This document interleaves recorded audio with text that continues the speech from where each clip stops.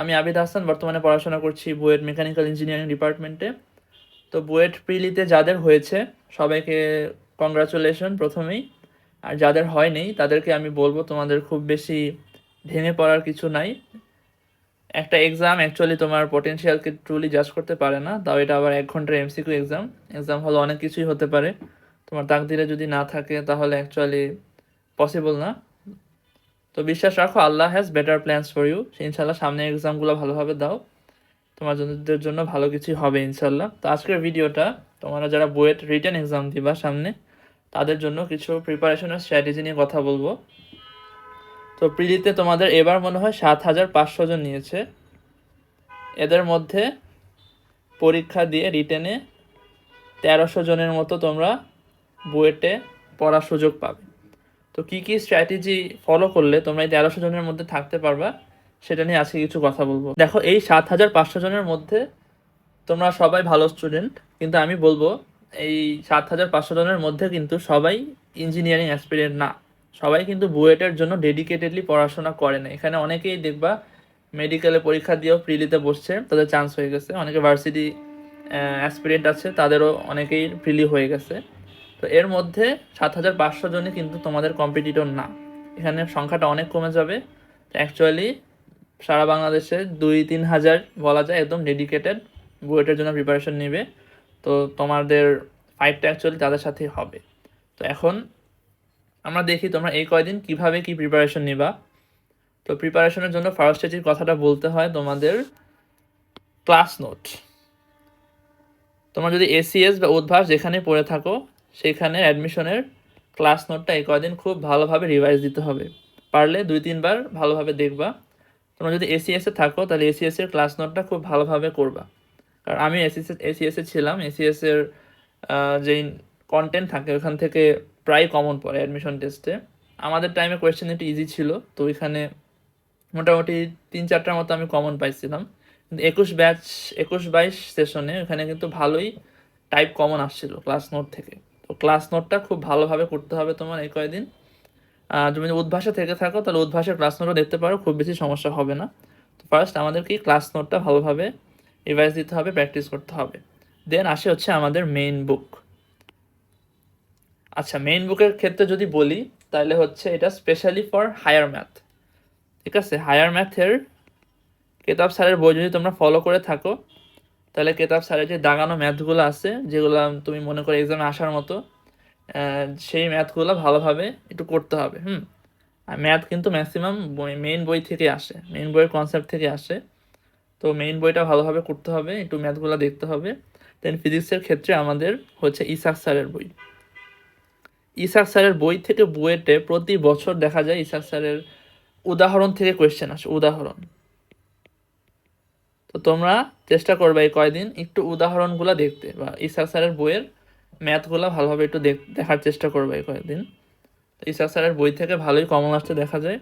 দেন কেমিস্ট্রির ক্ষেত্রে তো অবভিয়াসলি হাজারি স্যারের বই। হাজারি স্যারের বইয়ের যত মুখস্থ রিয়াকশন আছে, বিভিন্ন জিনিসপাতি আছে, ওগুলো এই কদিন ভালোভাবে দেখতে হবে। কেমিস্ট্রির ক্ষেত্রে অ্যাকচুয়ালি কোয়েশ্চেন অত কঠিন হয় না, বইয়ের জিনিসপাতি আসে। কিছু মুখস্থ বিক্রিয়া আসে অর্গানিকের, তারপরে তোমার কর্মমুখী রসায়নের চার্ট আছে, ওগুলা থেকে প্রতি বছরই কোয়েশ্চেন হয়। তো কেমিস্ট্রির ক্ষেত্রে তোমার হাজারি স্যারের বইটা কিন্তু একটু ভালোভাবে দেখতে হবে, মুখস্থ টাইপ জিনিসগুলো একটু এই কদিন চর্চা করতে হবে। তো এই গেল মেইন বইয়ের হিসাব। তো মেইন বইয়ের পর তোমাদের যেটা ইম্পর্টেন্ট সেটা হচ্ছে কোয়েশ্চেন ব্যাংক। এখন কোয়েশ্চেন ব্যাংক নিয়ে একটা কথা আছে, বুয়েটে কিন্তু কোয়েশ্চেন ব্যাংক থেকে নর্মালি রিপিট আসে না। নর্মালি আসে না, আগে আসতো না, কিন্তু আমাদের ব্যাচে দেখা গেছে কোয়েশ্চেন ব্যাংক থেকে কিছু কোয়েশ্চেন হুবহু তুলে দিচ্ছে। ফিজিক্সের একটা কোয়েশ্চেন ছিল, ওই যে হৃৎপিণ্ডের ক্ষমতা নির্ণয়ের একটা ম্যাথ, তো ওই ম্যাথটা কিন্তু হুবহু তুলে দিছে। তো কোয়েশ্চেন ব্যাংক থেকে কমন আসলে আসতে পারে। তো এটা কোয়েশ্চেন ব্যাংকটা তোমার একটু ভালোভাবে দেখতে হবে। কোয়েশ্চেন ব্যাংকের যে দাগানো ম্যাথগুলো তুমি করছো, যেগুলো আসার মতো মনে করো, সেগুলো একটু দেখতে হবে। ঠিক আছে, কোয়েশ্চেন ব্যাংক গেল। দেন হচ্ছে তোমার ফর্মুলাগুলো সব এক্সামের জন্য ইম্পর্টেন্ট। তো তোমার যদি ফর্মুলা গুছানো থাকে সব একসাথে, ফিজিক্স কেমিস্ট্রি ম্যাথ সব ফর্মুলাগুলো ভালোভাবে কয়েকদিন প্র্যাকটিস করবা, ফর্মুলাগুলো যাতে একদম মাথায় থাকে আর কি। আচ্ছা, তো ফর্মুলা গেল, দেন হচ্ছে ভুলের খাতা। এটা কি জিনিস? এটা তোমরা উদ্ভাসে হয়তো বা এসিএস এ যেখানেই পড়ো, বিভিন্ন এক্সাম দিছো, তাই না? তো এক্সামে তোমাদের কি কি ভুল হয়, কোন কোন জায়গায় তোমাদের মিস্টেক করো, কোন কোন ম্যাথ করার সময় তোমরা ভুল করে ফেলো, তো এরকম কিছু যদি আইডেন্টিফাই করে থাকো বা একটা খাতা বানায় রাখো, আমি সবাইকে সাজেস্ট করি খাতাটা বানানোর অ্যাডমিশনের প্রথম থেকেই। যদি না বানিয়ে থাকো তাহলে সমস্যা নেই, যদি এরকম কোনো খাতা বা আইডেন্টিফাই করা থাকে তোমার যে আমার কী কী এক্সামে ভুল হয়, তাহলে সেই জিনিসগুলো একটু ভালোভাবে দেখতে হবে এই কয়েকদিন, এই সেম ভুলগুলো তোমার মেইন এক্সামে যাতে না হয় এই কারণে। আর হচ্ছে আমাদের মডেল টেস্ট, তো এই টাইমে একটু মডেল টেস্ট দিতে হবে বেশি বেশি। উদ্ভাসে আমাদের অফলাইনে মডেল টেস্ট হয়, সেইটা মডেল টেস্ট হচ্ছে। আরেকটা হচ্ছে মডেল টেস্ট বুক দেয় একটা তোমাদের, উদ্ভাস থেকে বইয়ের রিটার্নের একটা মডেল টেস্ট বুক আছে, তো এই বইটাও তোমরা প্র্যাকটিস করবে। এই বই থেকে মডেল টেস্ট দিবা সময় নিয়ে, ঘড়ি ধরে, তাহলে তোমাদের একটা প্র্যাকটিস হবে। আর অফলাইনেও তো অবশ্যই দিবা। এখন মডেল টেস্ট বই থেকে আমাদের বছর একটা কোয়েশ্চেন হুবহু এসে পড়ছিল, তোমাদের দেখে থাকবো 23-24-এর ইন্টিগ্রেশনের এরিয়ার একটা ম্যাথ ছিল। তো এই কোয়েশ্চেনটা বুয়েট প্রিলি এই মডেল টেস্ট বুকের একদম প্রথম মডেল টেস্টই ছিল। তো এই প্রথম মডেল টেস্টটা আমি ভালোভাবে করছিলাম। তো এই কোয়েশ্চেনটা দেখে তো আমি এক্সাম হলে বলতে গেলে খুশি হয়ে গেছি, যে আমার মনে করে অ্যান্সার সহ প্রায় মনে ছিল কোয়েশ্চেনটা, তো আমি অনেক ভালোভাবে এটা অ্যান্সার করতে পারছিলাম। তো এটা একটা আর কি। তো মডেল টেস্ট ভালোভাবে দিবা, তাহলে এই কয়দিন একটা ভালো প্র্যাকটিস হবে তোমাদের। এখন আমি কথা বলবো তোমাদের কিছু মিস্টেক যেগুলো এই কয়দিন তোমাদের অবশ্যই অবশ্যই অ্যাভয়েড করতে হবে। তো ফার্স্ট অফ অল যেটা বলবো সেটা হচ্ছে নো এক্সট্রা হার্ড কোয়েশ্চেন। এটা কিন্তু ভেরি ভেরি ইম্পর্টেন্ট। তোমরা হয়তো অনেকে অনেক হার্ড জিনিসপাতি করে আসছো, আইআইটির কোয়েশ্চেন বা কনসেপ্ট বুক, প্র্যাকটিস বুকের বিভিন্ন হার্ড হার্ড ম্যাথ, তো এই টাইমে কিন্তু এগুলো সব স্কিপ, ঠিক আছে? তো এই টাইমে এগুলো কোনোভাবেই ফোকাস করা যাবে না। তোমাদের মেইন ফোকাস থাকবে হচ্ছে সহজ জিনিসপাতি। এই সহজ জিনিসপাতিগুলো তোমরা যদি পারো তাহলে কিন্তু তোমাদের মোটামুটি চান্সটা এনশিওর হয়ে যায়, ঠিক আছে? সহজ জিনিসপাতি বলতে তোমাদের কোয়েশ্চেন ব্যাংক, তারপরে ক্লাস নোটের যে সহজ টাইপগুলো আছে সেগুলোতে বেশি বেশি ফোকাস দিবে এখন। এই সহজ জিনিসগুলো যাতে কোনোভাবেই ভুল না হয়, অনেক অ্যাকুরেট করে এগুলা যাতে অ্যান্সার করতে পারো, সেই জন্য এগুলা বেশি বেশি প্র্যাকটিস করা লাগবে তোমাদের এখন। আচ্ছা, আমাদের টাইমে যে ভুলটা হয়েছিল আর কি, তো আমাদের টাইমে যদি কোয়েশ্চেন দেখে থাকো মোটামুটি আগের বছরের তুলনায় কিন্তু সহজ ছিল। হ্যাঁ, কোয়েশ্চেন ব্যাংক থেকেও কিছু রিপিট আসছে, প্লাস বইয়ের সহজ টাইপ থেকে দিছিল। তো এই কারণে হয়েছে কি, আমরা হচ্ছে পরীক্ষার আগে কিছু কঠিন জিনিস করে গেছিলাম, তাই কোয়েশ্চেন ব্যাংক ভাবছি জীবনেও কমন আসবে না, কোয়েশ্চেন ব্যাংক থেকে কমন আসে না, কোয়েশ্চেন ব্যাংক দেখিও নাই। হ্যাঁ, কঠিন কঠিন ম্যাথগুলো দেখে গেছি, ওগুলো যদি আনকমন আসলে পারি, কিন্তু দেখা গেছে এক্সাম কোয়েশ্চেনটা দেখে আমাদের ভালোই আর কি অবাক হয়েছিল, মানে ওই টাইমে কোয়েশ্চেন বোর্ড এরকম করতে পারে লাইক। তো এই কারণে যেটা হয়েছে, যারা অনেক কঠিন জিনিসপাতি পড়ে গেছে বা হয়তো অনেক ভালো স্টুডেন্ট ছিল, অনেক পরীক্ষার আগে আইআইটির কোয়েশ্চেন করে গেছে, আমার কিছু পরিচিত আছে এরকম, তাদের কিন্তু অনেকেরই চান্স হয় নাই। হ্যাঁ, তো এটা খুবই একটা রিস্কি জিনিস। তো বেশি কঠিন জিনিস এখন করতে যাও না, তোমরা হচ্ছে যে সহজ জিনিসগুলো আছে সেগুলোতেই ফোকাস করো, তাইলে তোমাদের হয়ে যাবে। আচ্ছা, দেন নেক্সট হচ্ছে নতুন পড়ার দরকার নেই এখন। আগে যা পড়ছো তাই, এখন নতুন কিছু নতুনভাবে পড়ার কোনো দরকার নেই। এতদিন যা যা করে আসছো সেগুলো এখন ভালোভাবে প্র্যাকটিস করবা। আচ্ছা, নেক্সট পয়েন্ট হচ্ছে নাইট আউল, রাত জাগা পাখি। হ্যাঁ, রাত জাগা পাখি হওয়া যাবে না। তোমরা জানো বুয়েটের এক্সামটা কয়টার সময় হয় বলো তো? 10টা। তো সকাল 10টায় তোমাদের কি সবচেয়ে অ্যাক্টিভ থাকতে হবে, তোমাদের ব্রেনটা সবচেয়ে অ্যাক্টিভ রাখতে হবে সকাল 10টার দিকে। তোমরা যারা হচ্ছে রাতে পড়ার অভ্যাস, তারা ম্যাক্সিমাম 12টা-1টার দিকে উঠো। তো সকালবেলা কি তোমরা যদি হঠাৎ করে বুয়েট এক্সামের দিন উঠে পরীক্ষা দিতে যাও, দেখা যাবে তোমরা ফোকাস করতে পারতেছো না, কনসেন্ট্রেট করতে পারতেছো না। তো এটা ভেরি ইম্পর্টেন্ট যে এইটা কয়টা দিন তোমার যদি রাত জাগার অভ্যাস থেকে থাকে, এটা চেঞ্জ করে ফেলো, চেঞ্জ ইউর হ্যাবিট। এখন থেকে তাড়াতাড়ি ঘুমাতে যাবা আর সকালে উঠে পারবো, সকালে যাতে তোমাদের ব্রেনটা সবচেয়ে বেশি অ্যাক্টিভ থাকে, এটা এনশিওর করতে হবে। আচ্ছা, নেক্সট যে বিষয়টা নিয়ে কথা বলবো সেটা হচ্ছে অ্যাওয়ারনেস। তো অ্যাওয়ারনেসের ব্যাপারটা কি, তোমাদের এখন যেহেতু মডেল টেস্ট দিচ্ছ, এই মডেল টেস্টগুলোতেই থেকে প্র্যাকটিস করার চেষ্টা করবা যে কোয়েশ্চেন সম্পর্কে যাতে আমি অ্যাওয়্যার থাকি। কোয়েশ্চেন আমরা খুব ভালোভাবে পড়ে কী কী চাইছে ওইটা দেখে অ্যান্সার করব।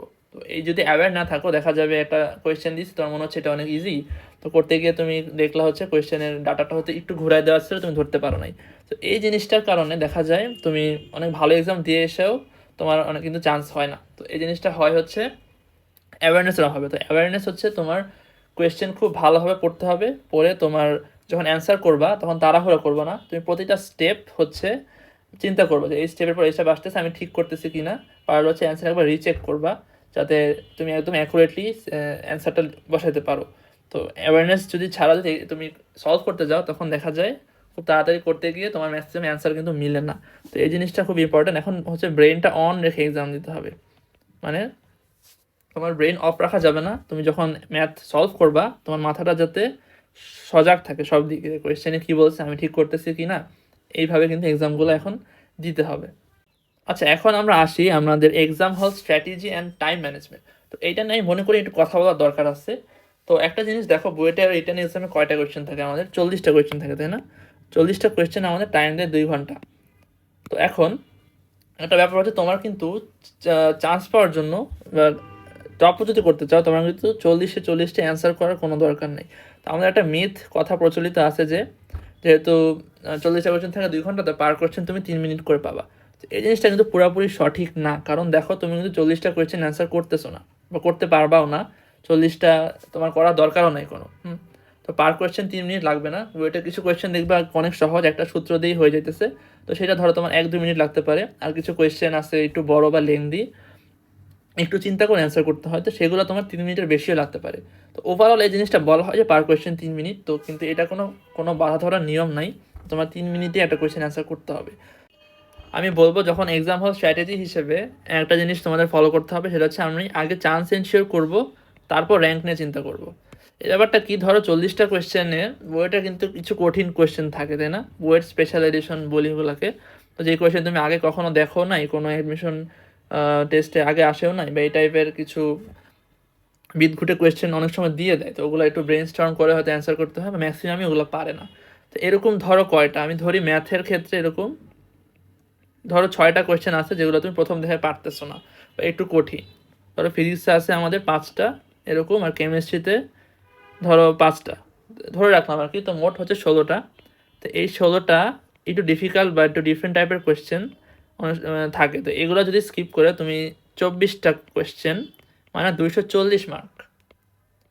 তো এই 240 মার্ক হচ্ছে তোমাদের নর্মাল যে প্র্যাকটিস করে আসছো ওই টাইপ থেকে আসবে, বই আর কোয়েশ্চেন ব্যাংক প্লাস এতদিন যা যা পড়ে আসছো এই টাইপ থেকে 240 মার্ক তোমাদের ইজিলি হয়ে যাবে। এই 240 মার্ক তুমি যদি অ্যাকুরেটলি অ্যান্সার করে আসতে পারো তাইলে তুমি তোমাদের চান্স ইনশিওর হয়ে যাবে ইনশাল্লাহ। তারপরে তুমি ফোকাস করবা যে সামনে আমার র্যাঙ্কটা কীভাবে আগানো যায়।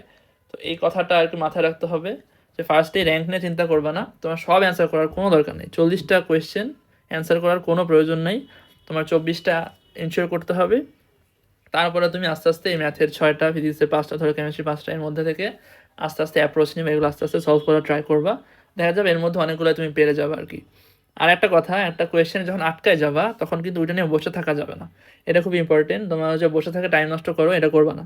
একটা কোয়েশ্চেন তুমি ধরো হয়তো ভাবছো পারবা, কিন্তু করতে গিয়ে দেখা যাচ্ছে কিছু প্যাচ আছে বা কিছু ট্রিক আছে তুমি বুঝতে পারতেছো না, তো ওইখানে রেখে দিবা, বাকিগুলো সলভ করবা। তারপর যখন আবার ওই কোয়েশ্চেনে তুমি ব্যাক করবা তখন আবার একটা অ্যাটেম্প নিবা, তখন দেখা যাবে অনেক কিছুই আগে যখন পারো নাই এখন তোমার ব্রেনটা কাজ করতেছে, দেখা যাবে এই টাইম ম্যাক্সিমাম টাইমে মিলে যায়। তারপর যদি না মিলে আবার আরেকটা রান দিয়ে আসবা, তারপর দেখা যাবে তুমি কোয়েশ্চেনটা তখন পেরে যাবে। তো এই জিনিসটা একটু ফলো করতে হবে, একটা কোয়েশ্চেন না পারলে সেটা নিয়ে বসে থাকা যাবে না আর কি। তো আমার কথা যদি বলি, আমি হচ্ছে আমাদের টাইমে কোয়েশ্চেন মোটামুটি ইজি ছিল, তোমার মতো দেখছো। তো আমি মোটামুটি 31টার মতো ফুল অ্যান্সার করছি, 31টা হচ্ছে ফুল, আর বাকি 4-5টা মনে পার্শিয়াল করছিলাম। তো আমার বইটা র্যাঙ্ক ছিল হচ্ছে 572। তো আমি মনে করি আমার 31টার ফুল করছিলাম, এর মধ্যে কিছু ভুল হয়েছিল, তো আমার মার্কস মনে হয় অ্যারাউন্ড 270-80 এরকম ছিল। তো এটা আমার একটা অ্যাজাম্পশন। তো এই আর কি, যাদের টার্গেট হচ্ছে তোমাদের বইটা একটা সিট লাগবে, তোমাদের ওই হার্ড কোয়েশ্চেনগুলো নিয়ে খুব বেশি মাথা ব্যথার কোনো দরকার নেই, ওগুলো হচ্ছে ম্যাক্সিমামই পারবে না। কিন্তু তুমি যদি সহজ কোয়েশ্চেনগুলো ভুল করে আসো তাহলে দেখা যাবে তোমার চান্স হবে না। বইয়েটার চান্স মিস হয় ম্যাক্সিমাম কারণে, কিন্তু সহজ কোয়েশ্চেন না পারার কারণেই। হ্যাঁ, তো কঠিনগুলো না পারলে কখনোই চান্স মিস হয় না, কঠিনগুলো ম্যাক্সিমামই পারবে না। তো সহজগুলো তোমার ভালোভাবে সলভ করতে হবে, অ্যাকুরেটলি অ্যান্সার করে আসতে হবে। এই কারণে বলি লাস্ট মোমেন্টে খুব বেশি কঠিন জিনিসপাতি দেখো না, তাহলে তোমার ব্রেনটা কিন্তু ওইভাবে ফাংশন করবে। একটা সহজ কোয়েশ্চেন দেখার পরও তোমার মনে হবে এটা আরও কঠিন কীভাবে অ্যাপ্রোচ করা যায়, ওই জিনিসটা তোমার এক্সামে টাইম খাবে, প্লাস দেখা যাবে তুমি অ্যান্সার ভুল করে আসছো। এই সময় মাস্ট ফোকাস অন সহজ জিনিসপাতি। তো এখন সহজ জিনিস অনেক বেশি ফোকাস দিতে হবে। এগুলা এই 24টা 240 মার্কের যে সহজ কোয়েশ্চেন, এগুলো যাতে তোমার কোনো ক্যালকুলেশন মিস্টেক না হয়, যেটা বললাম অ্যাওয়ারনেস, কোয়েশ্চেন ভালোভাবে পড়বা, বুঝে নিবা, এই জিনিসটা এখন থেকে প্র্যাকটিস করতে হবে যে আমি ফার্স্টেই সবগুলো কোয়েশ্চেন দেখবো, আমি এই 24টা কোয়েশ্চেন মার্ক করে নিব যেগুলো মোটামুটি আমার আয়ত্তের মধ্যে আছে, তারপর এইগুলো আগে অ্যান্সার করবো। এগুলো আগে অ্যান্সার করে পারলে হচ্ছে একটু রিচেক দিব যে অ্যান্সার ঠিক আছে কি না। এগুলো তোমার একদম অ্যাকুরেট করতে হবে। এগুলো যদি মোটামুটি অ্যাকুরেট করে ফেলো তাহলে হচ্ছে তোমাদের আর চিন্তা নাই। দেন হচ্ছে আস্তে আস্তে যত পারবা তত তোমাদের র্যাঙ্ক বুস্ট হবে। এই আর কি, যত পারবা তোমাদের র্যাঙ্ক বুস্ট হবে এই আর কি। এই আর টাইম ম্যানেজমেন্টের কথা বলে, তোমাদের যে 2 ঘন্টা টাইম থাকে, তোমরা চেষ্টা করবা তোমরা 1 ঘন্টা বা 1 ঘন্টা 10 মিনিট 15 মিনিটের মধ্যে 1 ঘন্টা 15 মিনিটের মধ্যে 24টা তোমরা অ্যান্সার করে ফেলবা। এই 24টা একদম অ্যাকুরেটলি অ্যান্সার করবা যাতে কোনো রকম ভুল না হয়। যেটা বললাম একটু রিচেক করে নিতে পারো অ্যান্সারগুলো যাতে একদম অ্যাকুরেট হয় আর কি। দেন হচ্ছে যেই 45 মিনিট বা 40 মিনিট থাকবে ওই টাইমটা তোমরা যে কোয়েশ্চেনগুলো পারো নাই, যে কোয়েশ্চেনগুলো একটু ডিফিকাল্ট, একটু চিন্তা করে অ্যান্সার করতে হবে, সেগুলো তোমরা ট্রাই করবা, সেগুলো অ্যাটেম্প্ট করবা, দেখা যাবে এখান থেকে অনেকগুলো তোমরা পেরে যাবে। আচ্ছা, আজকের ভিডিওটা এই পর্যন্তই। ভিডিওটা মনে হয় একটু লম্বা হয়ে গেছে, বাট আমি মোটামুটি চেষ্টা করছি রিটেনের যত টাইপের স্ট্র্যাটেজি আর আছে সেগুলো তোমাদের সাথে আলোচনা করতে। একটু চেষ্টা করবা ফলো করতে, আর হচ্ছে তোমাদের চেষ্টা করবে একটু সুস্থ থাকার এই কদিন, যাতে একটু বাইরের খাবার অ্যাভয়েড করবা, একটু সেফ থাকার চেষ্টা করবা, আল্লাহর কাছে বেশি বেশি দোয়া করবা যাতে এই টাইমটা সুস্থ থাকতে পারো। আর হচ্ছে ওই যে রাত জাগার অভ্যাস করা যাবে না, ভালোভাবে রাত জাগার অভ্যাস করা যাবে না, তোমাদের সকালে উঠতে হবে। তো এই সকালে ওঠার অভ্যাস করবা, আর ভালোভাবে প্রিপারেশন নাও, প্র্যাকটিস করো, রিভিশন দাও, ভালোভাবে এক্সাম দাও।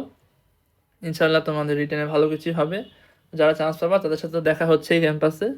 সেই পর্যন্ত আল্লাহ হাফেজ, ভালো থাকো, আসসালামু আলাইকুম।